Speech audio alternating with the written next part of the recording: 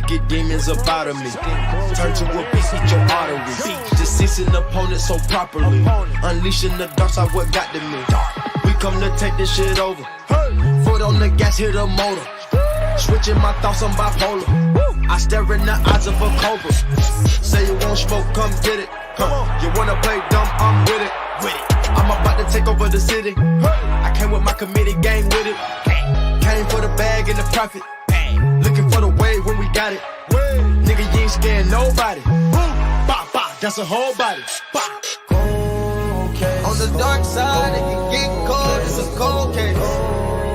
In my right mind, I can ride till I roll race. Still a 10 on my left wrist in that soul place. On my knees, thanking God, they done got me through the pain. Danger, I don't fit in, I'm a stranger. Believe me, I can take out all the evil. Empowerment to all my people. I can prove to you I'm a leader. Run through the money, no visa. Forgive me, cause my life illegal. Searching for the bag and the prize. On a mission looking for them bad guys. Can't run no player, but my head I'm real wise. Look at his eyes wide, thinking traumatized. Take me as a joke, I'ma hang him on the road. Cause where I'm from, we don't play like that on the outside. Better not free, cause we know you gon' joke. Talk behind my back, but your shots backfire. I know you tried, but you never could survive. I see the fear that's in your eyes. Run like forest, they tryna hide. They criticize in the skies. They know I can only tell the truth. They know all you do is tell lies. I'm about to take over the city, tell me you just with it, cause I know my squad gon' ride. On the dark side, it can get cold, it's a cold case. In my right mind, I can ride till I roll race. Still a 10 on my left wrist in that soul place. Hill remains the back at a third and 8 chance for the Panthers. He got me through the pain. Jackson does a great job at getting it. I don't fit in, I'm a stranger. Believe me, I can take out all the evil. Empowerment to all my people. I can prove to you I'm a leader. Run through the money, no visa. Forgive me, cause my life illegal. Come on, say you want smoke, come get it. You wanna play dumb, I'm with it. Looking for the wave when we got it. For the wave when we got it. That's a whole body. Danger. I don't fit in, I'm a stranger. Believe me, I can take out all the evil. Empowerment to all my people. I can prove to you I'm a leader. Run through the money, no visa. Forgive me, cause my life illegal. What's going on, everybody? Welcome back to another episode of What the Game Means to Me, my Falcons FlyThrough edition. Today, of course, like I said, I'll be talking about my Atlanta Falcons. Like I said in the preview, it's probably not much to talk about or not much to say, but I'm gonna go ahead and go through it anyway, just because I've been in a few Facebook groups, Twitter groups, and all that, and there's been a lot of discussion about head coach Matt Ryan sucks. What should we do with him? The NFL draft, all that. So it's more so not going to really be a show about pretty much what happened in the game yesterday, but more so like what we're just looking forward to. Like I said, what we should do with Matt Ryan. I'm gonna play a little game with myself about head coaches. I call it yes, no, maybe. And then also talk about some of the draft prospects that we're looking to probably draft in the 2021 NFL draft this upcoming year. But like I said, we'll first touch on all the things and all the news that we saw in the game yesterday. I typically don't have the camera up this close to my face, but I'm gonna leave it like this share way. But anyway, of course, everybody knows we lost 20-17. I'm gonna let the highlights kind of just roll while I talk. But I guess it's unavailable. Well, I guess I won't be doing that anyway. I don't really need the highlights anyway, but we can. I'll talk about pretty much what I saw, what I thought about the game. Overall, first half wasn't that bad of a game actually. Like the offense, it wasn't just the cookie cutter, dirt cutter offense that we're normally used to. We threw a few trick plays in there. Didn't do the normal run pass or didn't do the normal run pass on first, second, and third. Russell Gage got him a passing touchdown. Had a lot of crossing routes going.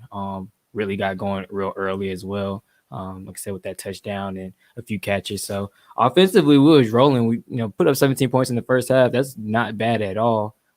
given what we've normally been doing throughout this year. Like we've had a few games where we've had big first halves, and then there's games that we've literally haven't, been able to score anything. And in the red zone, we actually were able to put some touchdowns together rather than field goals like we did last week against the Saints. So offensively, I was pretty happy with what they did. And then defensively as well, honestly, they did pretty well that first half. But obviously, everybody knows second half got shut out, didn't score, didn't really sniff the red zone.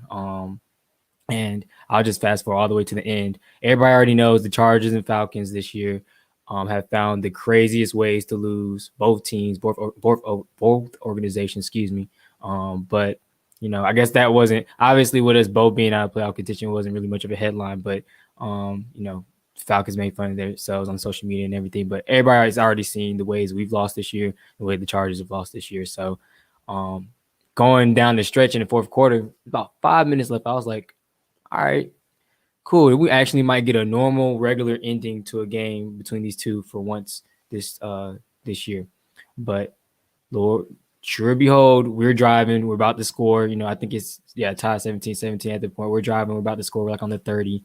Matt ends up throwing an interception, trying to force the ball to Hayden Hurst. But it actually was a good read on the DB for the Chargers. But anyway, threw an interception. I was like, okay, here it goes. This is probably where it's going to happen. So, Chargers had the ball for about a minute or two. I was like, all right, they'll probably end it they'll probably end regularly. They'll probably just run out the time, try to kick a field goal, get in the field goal range. Like I said, kick it, hopefully make it.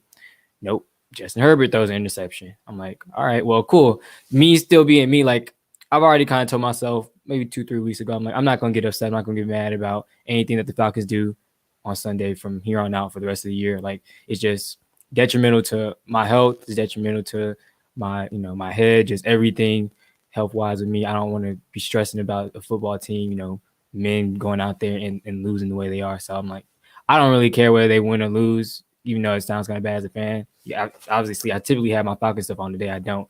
But I didn't really care too much if they won or lost this game. I kind of just want to see development and just see kind of what we're doing in the future. But anyway, like I said, Justin Herbert throws the pick. So I'm like, all right, cool. We got the ball back, minute 40-something left. We should be able to put together a drive. Like we weren't but maybe 25 yards out from Youngku's range anyway. So I'm like, all right, we can put together 2-3 plays, get in the field goal range, kick the field goal in the game. Nope. Matt Ryan gets a little bit of pressure, tries to force the ball, I think, to Calvin Ridley. Didn't fully get there. He didn't get enough into it. I think he threw it off his back foot. DB catches the interception. I'm like, all right. It's pretty much what I expected. Probably going to be, from here on out, it's probably going to be interception until we get to overtime, honestly. So I was thinking Justin Herbert was going to throw another one. Matt Ryan's going to throw another one. They're just going to go back and forth like that. But, I thought about it. I was like, okay, defense has been playing decent. They've been playing okay this game. So, that just means that we're probably going to give up a big play somewhere, like somewhere down the stretch now. Like they weren't close to field goal range. They hadn't really been able to move the ball that well, except for on the ground. They weren't able to do much in the passing game unless the ball was going to Keenan Allen. So anyway, they run, get pretty good stop, and then we hold 2 pass plays. The guy in, I believe, 83 for the Chargers. They're right there in field goal range. I'm like, all right. Maybe given the bad luck they've had this year, maybe they'll miss the field goal. We'll still go into overtime, but no, it didn't happen. It was pretty good down the middle. They end up walking away with the win. Like I said, I was thinking the Chargers might out-Falcon us, especially given the blunder that they had at the end of the second quarter, or into the first half, rather. I was like, all right, Chargers probably going to out-Falcon us today, but nope. We always find a way to one-up somebody in this league, and we out-Falconed ourselves. So we lost the game, of course, 2017. It was overall, like I said, decent first half for the offense and defense in a way, but we just reverted back to old ways, back to our sorry ways, just gave the game up. But anyway, like I said, that's kind of that's all I really want to touch on with the game yesterday. It's more, like I said, more so of a show of for the future, what we should expect and what I feel like we should do as an organization. So pretty much the first thing I'm going to hit on is what we should do with Matt, because like I said, I was in Facebook groups few days, not few days, just yesterday, kind of just watching and looking and seeing what everybody's talking about and what they feel like. Obviously, Matt Ryan didn't have the greatest game yesterday. He threw 2 interceptions down the stretch. I forgot. I think the other one was like earlier in the first half, but there were 2 interceptions down the stretch in critical times where obviously we could have put the game away and won. So, Facebook groups, everybody saying, "Where's Matt Ryan fans now? We got to get rid of him. He's sorry. Like, he's been the problem. He's been the issue." Just how Atlanta fans are. If anybody that's watching that's not an Atlanta fan, you kind of already get the gist if you've watched me or heard me over the course of this year. Atlanta fans hate Matt Ryan, whether it's his fault or not, that something goes wrong with this organization. We always going to put it, well, not we, but there's going to be certain people that's always going to put it on the back of Matt Ryan for the reason, we may win or lose a game. And I forgot to actually say it in the beginning, but I'm going to put the link in the comments. So anybody that's want to hop in and join in for a quick second, I'll look and I'll see, and I can throw you into the chat if you had anything to add or you want to say something or just want to get something off your chest if you're a Falcons fan or if you're not a Falcons fan. Whatever you feel like, you have to say, whatever you think you feel can help fix this team. Hop in, click on the StreamYard link, and I'll go ahead and add you into the live. But anyway, getting back to my point about Matt Ryan. Everybody that knows me, I'm going to be pro Matt Ryan all day, every day. He's our guy. He's been our guy. He's been one of the most consistent quarterbacks in the league since 2008, since he stepped foot into the league. Yes, he's had his up and down. There's been a few years where he's been off, and we haven't he hasn't really been able to click. But like I've always said, you gotta think about it. Like Matt Ryan, just overall look at his career. He came into a bad situation. He came in honestly having to be the savior, especially after that 2007 year when we had coaches leaving us. We had a mixture of, I can't even think of the quarterbacks' names right now, but a mixture of like 2-3 quarterbacks. We had Byron Leftwich at a point, just chaos. So pretty much him hopping in 2008, kind of we looked at him as our savior, and he's done a lot of good things for this organization and has honestly submitted his name into the record books, not only for himself or for Atlanta Falcons, but for Atlanta Falcons organization as a whole. So, yeah, like I said, I'm pro Matt Ryan. I'm always going to be pro Matt Ryan. Yes, I know he's going to have up and down games. He's frustrating. He does things, and he'll be probably the first one to admit he does things and makes plays sometimes that he shouldn't have made or shouldn't have tried to force. And like he said yesterday in the press conference, he knows he has a lot left in the tank. He just has to play better. And yeah, like this game is solely on his shoulders. Like as a Matt Ryan fan, as a Falcons fan, it's like you can't always, blatantly go against a quarterback, especially a quarterback of his caliber and the way he's, been able to bring us much success throughout his years when we actually have, a decent and a good team. So like for Matt Ryan, like I said, he knows it as well. He has to play better overall. And, this game is on his shoulders, and it's just being realistic. Like, yes, this game is on his shoulders, but that doesn't mean we just throw the quarterback away. Like we just trade him, that we just give him away. Like he's human as well. Like you saw yesterday, he threw 3 picks. Guess who else threw 3 picks yesterday? Patrick Mahomes. Like there's other quarterbacks that's going to make mistakes and try to do things to put their team in the best position to win. But he just chose the wrong times and, the wrong throws. And unfortunately, came at critical times in the game down the stretch where we possibly could have won. So overall, like I said, what do we do with Matt? Me personally, he has to play out his contract. He has to stay under us.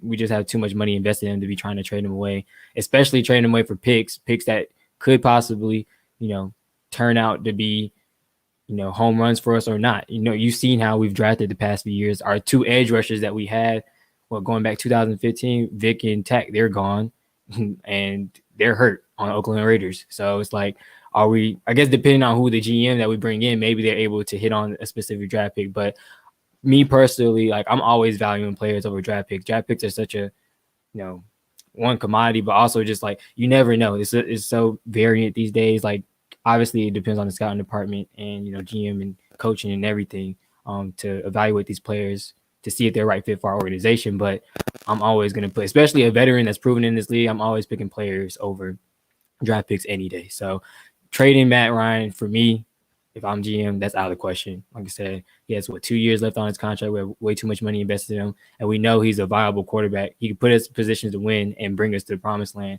if we have the right guys surrounding him and in front of him. Because there's not, like I said, everyone wants to always blame Matt Ryan, but there's times that it's our line. Like we can't give him half a second to throw the ball and then expect him to make a good play.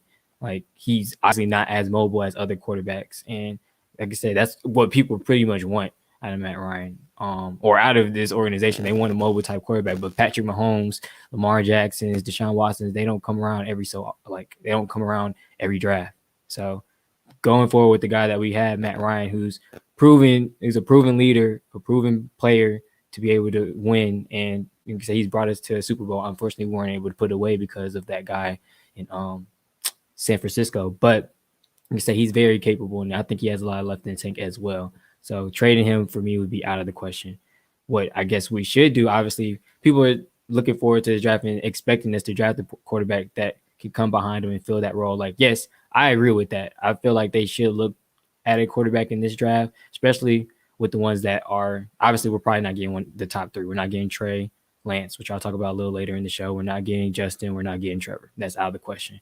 And even if we lose the next 3 games, like Jets and Jaguars and probably another team definitely have a hold on those spots ahead of us. So those 3 guys are definitely out of the question. But if Travis enters his name, that's the option. Mac Jones, I'm not really sold. I don't really like Alabama quarterbacks. I'm not sold on Alabama quarterbacks at all. But, he's played well this year. I guess that's an option to look at. But like I said, for Atlanta fans, certain Atlanta fans are just so used to Michael Vick and having mobile quarterbacks. That's probably what they want.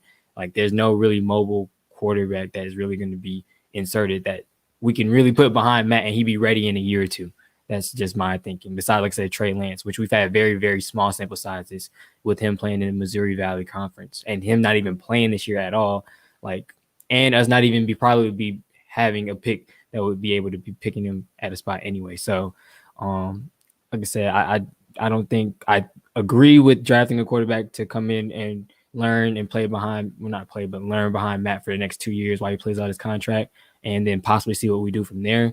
But like I said, one of those top 3 guys that Atlanta fans typically would want, not going to be there. So it just kind of depends. Like maybe we look for one next year because we're definitely not spending our first round draft pick on a quarterback this year. And like I said, that will be coming at the end of the show. So just stay tuned for that. But like I said, Matt Ryan just knows he has to play better. I'm rocking with him. And I feel like, once we get a new regimen in here, head coach, GM, maybe even fix up the offensive line even more, get some more players around him that's capable of, making plays for him, because like I said, your quarterbacks are just as good as their skilled players, and likewise, skilled players are just as good as what their quarterbacks are going to be. So, it's not all on his fault. I do put this game specifically on his shoulders because he was the one to throw 2 interceptions at the last 3 minutes of the game when we had 2 opportunities to score, being on the 30 2 times. So overall, like I said, what to do with Matt? Keep him, let him play out his 2 years, and hopefully we'll either draft the quarterback this year or next year in later rounds to come behind him, learn, and be able to take that role when it's necessary. Atlanta defense looked good a couple of weeks ago. The Atlanta defense has been looking really good over the course of these weeks. They even looked good yesterday. I had said a few weeks ago, both Saints games actually, that our defense wasn't the reason that we lost those games. It obviously was the offense coordinator. Everybody knows me. I hate Dirk Cutter. Can't stand him. He has to be gone. Immediately after our last game, that next minute, he should be fired. But like I said, I'll get to all of that in a second later on in the show. But I just wanted to hit on what to do with Matt, because pretty much that's all I've been seeing in these Facebook groups, that he sucks, where the Matt Ryan fans at. We got to get rid of him. He's been the issue. He's been the problem for years. It's not. Like, you just have to look at the overall scope of the team. Like, he's not the only one that's out there either missing plays or like just like costing us games. But overall, like I said, it's this game specifically was on his shoulders. Like, I will blame Matt for this game. Throwing 2 interceptions in the last 3 minutes, that's inexcusable. Matt Ryan ain't it, bro. He declined like Eli Manning did. The franchise got to be honest with themselves and move on from him early, not when it's too late. I personally don't think it's too late. I mean, I'm not saying he's in the prime of his career right now, but again, like I said earlier, like, he's definitely still top 12 quarterbacks in the league at this moment right now. Like I said, this game specifically, I will put on his shoulders, but overall, like, for the non-success this team has had this year, it's not all on him. It's not his fault. Like I said, Eli Manning, that's totally different conversation, totally different thing. Eli Manning, they was forcing him to play and continue to put him in there when it was obvious that he was declining. It was skilled players around him that started to make him look better. Obviously, OBJ, Shepard, some other guys. But overall, I think it's a totally different comparison. And I think Matt Ryan honestly is a little bit better than Eli Manning. And I think even you probably would agree with that as well. I really like Matt Ryan. It may be the system. It's the offensive coordinator. Overall, another thing is I've talked about it in so many other shows, and I hope people kind of realize this and think about this. Matt Ryan, I don't know too many quarterbacks that can have as much success as Matt Ryan has had with as many changes that he has had at offensive coordinator. I think every 2 years Matt Ryan has had a different offensive coordinator. He has 2 years with the offensive coordinator, and every year it's different. It changes. We've seen that with obviously the guy in San Francisco. I never say his name because I'm still upset that he gave away our Super Bowl. You've seen that with Dirk Cutter, even though he's had him before. It's not the same. Like I said, having him 6 years ago when Dirk Cutter's offense was, that style of offense was, around and actually working versus like what he does now.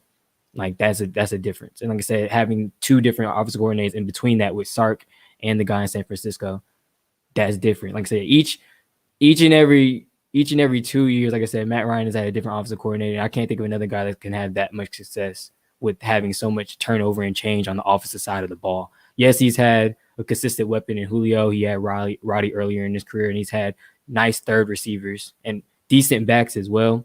But again, it's the system. Like Dedrick Oliver, thank you and Melvin for tuning in. But just like Dedrick said, it could be the offensive system. Like it can't always, like I said, be Matt Ryan's fault. Like I said, it still takes a system to put together a great offense. Like yes, like we said, we see Patrick Mahomes like nickel and diamond, but it's not just him. It's the system. It's Andy Reid. It's Eric Bieniemy. It's all those guys that's putting together a specific system around him and playing to his strengths to make him better. Like as y'all can see, we do a lot of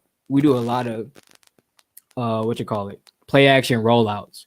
Matt Ryan cannot like what's Matt Ryan's top speed? Like I'm pretty sure everybody in this group, I put this in the Falcons Nation group. Probably like I bet like half of the people that's watching right now can beat him in a 40 time race. Like we can't be doing these stretch type plays and rollouts and all these different things with a guy that is supposed like that isn't mobile, but is a system for mobile type quarterbacks. Like it's just not gonna work. And then also, like I said, Dirk Cutter's just cookie cutter system. Like he went right back to it in the second half yesterday. Pass, run, pass. Like defensive coordinators probably don't even have to plan for him. When they know they play the Falcons, they're like, all right, we already know what they're doing on first, second, and third. Like they already have everything planned out. They don't got to change their calls. They don't got to do nothing. They don't have to game plan. Like Dirk Cutter's offense is so cookie cutter. Like anybody can do it. Anybody can run it. Like I can go in there and probably get the 17 points that they got yesterday. Play calling. Like it's the system as well. Like I said, so Matt Ryan's not like people. Like I said, are going to disagree with me. It's fine. Like everybody has their own opinion. Like I said, but Matt Ryan, I can see like he's not in the prime of his career, but like I said, he's still a top 12 quarterback any day of the week. I can say there's not more than 12 guys that you can name that you can put in front of Matt Ryan and have him quarterback this team. And like I said, not have the same result that's going on. It's not just him, it's the team as a whole, it's the organization as a whole. But that's enough of my Matt Ryan spill. I wanted to go on and talk, and I'm gonna play a little game. Like I said, I'm gonna play a little game with myself. I call this game yes, no, maybe. So obviously, as everybody knows, I got rid of Quinn. There's been talks every week, depending on if we win or lose, who may possibly be, our next head coach. So I just got these off of a site. I know kind of a few of my own, but I got these off a site. I'm pretty sure everybody knows these guys that's coming up. If not, I put their names at the top for you to kind of get an idea who I'm talking about. You can look them up if you want. But I'm gonna play pretty much. I'm gonna make this a little bit bigger as well, so everybody can see it. Everybody don't want to see my face anyway. But I'm gonna play a little game of called yes, no, or maybe. So pretty much, I'm not gonna go into detail. I'm just literally saying yes, no, maybe if I'd want this head coaching this team or not for next year. It'll probably be a different episode where I go into depth about each coach and what I think of them, but just a yes, no, or maybe for today. Eric Bieniemy, I'm going yes. Who's next?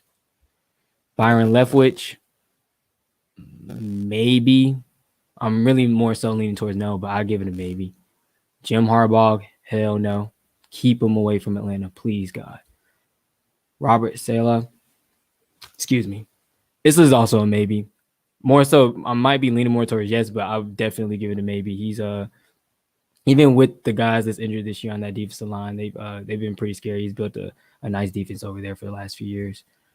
Raheem Morris, this is a maybe for me too. I know a lot of guys. It's a maybe, but more so leaning towards no. And I've talked about it in other shows that I think any remnants of Dan Quinn's, cabinet of guys, coaches, I think has to go. Raheem, I'm fond of, and I like him, but I just think this organization just needs a whole new turnover. Like, we can't have any remnants of Dan Quinn whatsoever at all. And unfortunately, like I said, he's been with us for the past 3-4 years. So Raheem unfortunately has to go. But I will, like I said, maybe. I give it a maybe. I think with a better, I said I wasn't going to talk about, whether I'd want a guy or not. I just said yes, no, maybe. But anyway, I'm going to talk a little bit about him. But I think with a better offensive system and offensive coordinator, because I feel like him and Ulbrich have turned the defense around a good amount. So I think with a better offensive system, offensive coordinator, I think they can succeed with him as our head coach. So I give it a maybe still. Josh McDaniels, would love it, and just don't see it happening. Don't think that's going to happen, but yes. Lincoln Riley, this one's a maybe as well. I'm not that much of a fan of certain college coaches based off what they're known for, jumping from college to the NFL and expecting the same success. But I know young and quarterback guru coaches are what's in nowadays. So, it's a maybe for me. He's done good things with Hurts and Kyler Murray and all those guys. So I'll give it a maybe. Who's next? Matt Eberflus. He's Colts defensive coordinator for those that don't know. I give this one a maybe as well, more so leaning to yes. He's had that defense in the top 8 in pretty much all categories this entire year. Obviously, we don't have the same players of them as players of their caliber probably like they do, but I believe we have players that are very, very talented on our defense, no question about it. And I think he can bring that certain mindset that they need in order to, make them one of the top defenses in the league. Because like I said, Ulbrich and Raheem Morris have had these guys playing a lot better over the last few weeks, excuse me. So I think another defensive-minded coach, even though we saw kind of how that went with Dan Quinn, I think his stature and what he brings to the Colts defense would be a little bit different. So I give this one a maybe. Joe Brady, no. I'm sorry, no. Like I said, young, hot offensive coordinators and coaches are what's in, but I don't want Joe Brady. Like I said, it might be a different episode where I go more in depth, but again, I think he's just moving up the ladder too quickly. And what has the Panthers offense, even though they haven't had CMC fully healthy, obviously all year, they're middle of the road at best. And like I said, I'm just not that much of a fan of college coordinators and coaches moving up the ranks so quick as he seems like he's about to do. So I don't want Joe Brady. Jeff Ulbrich, and sorry, I didn't tell you right, but I did 10 coaches, but this is the 10th one, Jeff Ulbrich. Again, him and Raheem has turned our defense around a lot. I like the scheme that they've brought so far, but again, I think it's maybe just a little too late, and I don't think we can have really any remnants of Dan Quinn still in our organization. So unfortunately, he's another guy that's been with Raheem. He's been under this organization, so I think he has to go, unfortunately. But either way, I don't think he would get the look over Raheem Morris anyway. So it's a maybe, but more so leaning towards no. And last thing I wanted to hit on before I head out, I just wanted to hit on the draft. Pretty much that's all we got to look forward to because we got eliminated officially yesterday. But looking towards the draft, I put this guy up first because this is the guy. If we were able to get any quarterback at all, one of the top 3 quarterbacks, because he's the third one between Justin and Trevor, that this is the name I've been seeing floating around and that who we should get and who we should target with our first pick. Right now, I believe we're sitting somewhere between 6 and 8. So he's the guy everybody's looking towards and saying we should pick. And I'm here to say no, it's not going to happen. I don't think I would be that much against it, but I still don't think it's gonna happen. I really wouldn't want to pick him at that spot anyway. Like I said, we had a small sample size of him. He hasn't played but one game this year. He plays in the Missouri Valley Conference, which I'm not knocking anybody that plays in those type of conferences, but he's like a Carson Wentz. Like he plays in a smaller, lesser known conference, but he has put up ridiculous numbers. Career wise, not career wise. Actually, career wise, I don't think he's thrown. Maybe he's either thrown 0 or 1 interception, but I think it's 0. Yeah, it's 0 interceptions. Last year, I believe he had 28 touchdowns, somewhere north of 2,400 passing yards, something like that. And in the game, this one game this year, I believe, and so he didn't throw an interception. I think he threw 2 or 3 touchdowns as well. But again, small sample size. It seems like no one's comparing, I believe, to Patrick Mahomes, but I think people see a Patrick Mahomes type, like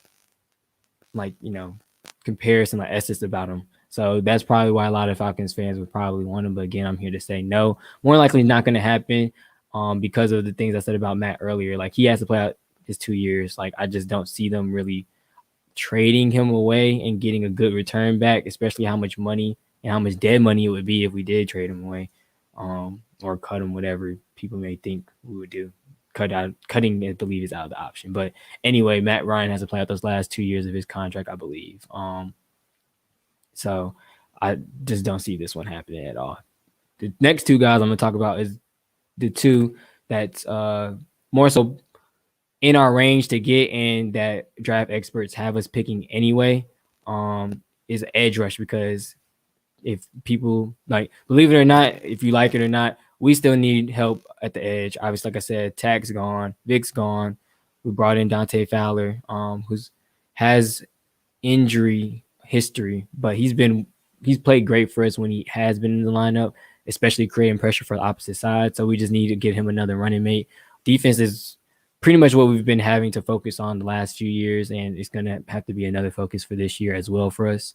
So the first guy, is this guy, and the next guy are the 2 that's been popping up most in mock drafts to go to us. But the first guy is, I'm going to butcher his last name, but Gregory Rousseau, I believe. Gregory Rousseau. Anyway, a little bit about him. He's an opt-out player this year, so he's actually not even playing this year. Most of his hype is coming from last year. We had 15.5 sacks. He was ACC Defensive Rookie of the Year. He's a raw talent, big body guy, 6'7", 265. He's quick, he's fast. Just like I said, raw talent. And people believe if NFL coaches get their hands on him, that he's going to do immaculate things. He's going to be great for us. And I believe it's something that we need as well. I wouldn't mind going this route as well. He's pretty sure he's training, getting his body right, getting healthy and everything for the combine. So having a guy that actually didn't put his body through the extensive, his body, like physically and mentally wise, didn't put himself through the extent of this season that we've seen from college football. I that's another plus as well. Something many might not be thinking about, but I think that's another plus. But overall, like I said, we're drafted or slotted to go about 6 or 8, somewhere in between there. But him and the next guy, pretty much going to be available there. So I believe, like I said, we'll probably have to be going edge rusher. So Gregory, I wouldn't mind this pick at all. Like I said, raw talent, big guy, quick and fast. And I think it's definitely something that we need. Dante Fowler needs a running mate, and we just have to continue to build that that defense and defensive line, so we can create that pressure, because that's what we've been lacking for the last few years. Then the next guy, he's a four-year out. I forgot to say, but Gregory, he was true freshman, I believe, last year, and then like I said, opt-out player this year, and should be entering into the draft. But Kwity Paye, Michigan, he's a 4-year player actually. His stats aren't going to jump out at you at all if you go check him out. He's only had like 11.5 career sacks. But like I said, 4-year player. He's a 2-time All Big Ten honoree. 6'4", 272. So another big guy, another big body. Speed, versatility, and high motor. That's the things that people harp on about him. He's gonna go after the ball. He's, like I said, quick. He gets to the ball. He finds a way to the ball. He's like I said, a good guy. Overall, Michigan hasn't had a great year, so like I said, his stats aren't going to jump out at you at all. But him, and I forgot his running mate's name, but both of them have been highly regarded, and people that, like I said, are seen to go probably first 2 rounds at minimum. But the things he does need to work on are first step, getting to the ball a little bit quicker, getting off the line a little bit quicker, and just this use of hands on the line. They said he tries to rely on his speed and athleticism a little too much to get to the ball, and that can kind of, for those that may not know, I guess that kind of hinders you from getting to the ball. Like, you have to be able to use your hands a little bit quicker, move down the line, whether it's a run or pass play. and such. So, like I said, Kwity Paye and Gregory Rousseau, those are the two guys that more than likely we're going to draft and probably looking at. More than likely we'll probably, like I said, if we lose the last 3 games, I don't know how high of a draft pick we'll get. It'll probably be between 4 or 5. I don't think it's any lower than that. Definitely not top 3 picks. And like I said, I don't think it'll be anything outside the top 10. So these 2 guys are probably 2 guys that we're looking at to draft. Like I said, it just, and I agree with, because it just helps that we need help on the defensive line. Like I said, we got Marlon Davidson this past year. Obviously we got Jared Grady. We got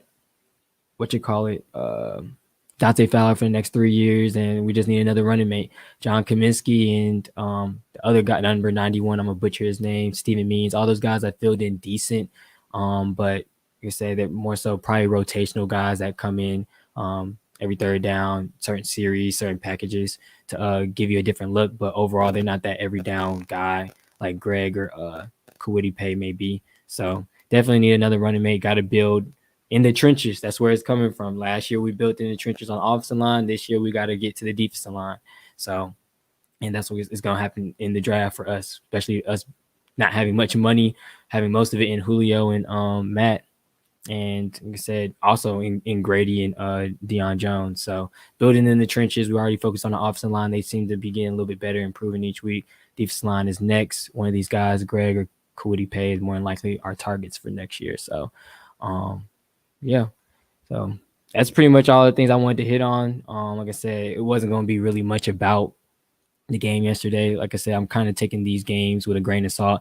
These last 3 may be brutal, but as long as we're competing and I'm seeing some good things out of some young guys, I'm gonna be perfectly okay if we lose or win. It's all good in my books. But overall, I just want to talk about the Matt Ryan thing. He's still our guy moving forward. I believe he's I'm not gonna say the quarterback of the future, but he's the quarterback for us if we want to have a chance the next few years. I don't think with the talent that we have on our roster that we should be really thinking about just tearing it all down, destructing it, and rebuilding from the ground up. I like bringing in obviously a new coach and a new GM, and I believe they probably think the same way. Like look at the course of our games. Every game we've pretty much been competitive, and the only one I will say it wasn't that competitive was Green Bay. But overall, all the other ones, like I said, if we had a different system, had all of our players healthy, whatever the case may be, we pretty much were in this game or in the games and had chances to win. It's just not being able to finish was early on. Obviously, Dallas and Chicago back-to-back weeks. And then with the Saints games, we weren't able to find a way to take advantage of what they were lacking at. And like I said, it's just getting pressure on the ball, making Taysom Hill uncomfortable, things like that. So it's been in games like the Raiders game, you see that we didn't even need Julio. Like we're blowing guys out and we're looking good on both sides of the ball. So like I said, overall, I don't think tearing the whole thing down is what needs to happen. I think, like I said, we still have pieces on this roster that we can be competitive, vie for a playoff spot, and make some noise. So I don't think tearing the whole thing down is an issue. And Matt Ryan doesn't need to go. Julio, I don't think needs to go. I think I understand why people are saying it. They would love for us to open up a little bit of money and obviously get some draft capital back in order to start over and rebuild. But I don't think that's necessary. I think if you have those 2 guys on your roster, you're always in contention to win. So having those 2 guys, Matt and Julio, I think we need to keep them, obviously. And just bringing in a whole new regime, I think to turn around the feel of this organization and just the overall message that they'll bring. Hopefully, like I said, we're bringing the right guys. I think that's just exactly what the team needs. I think that Super Bowl loss was just too heavy on the team as a whole. The brotherhood thing was dead.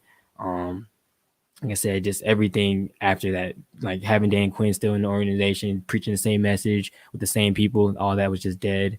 But overall, I don't think I don't think all of our players are the issue. All of our position needs aren't the issue. Like I said, just building through the draft, we get Gregory or Kwity to help shore up that defensive line.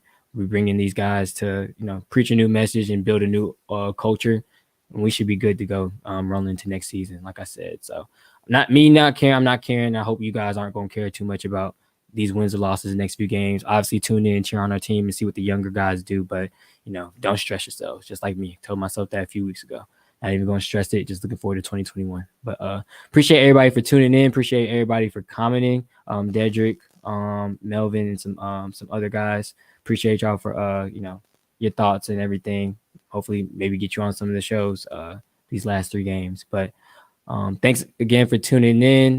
Those are my thoughts. You know where to follow me at on Twitter, WTGMTM Podcast, Instagram, What the Game Means to Me, and also Facebook at What the Game Means to Me.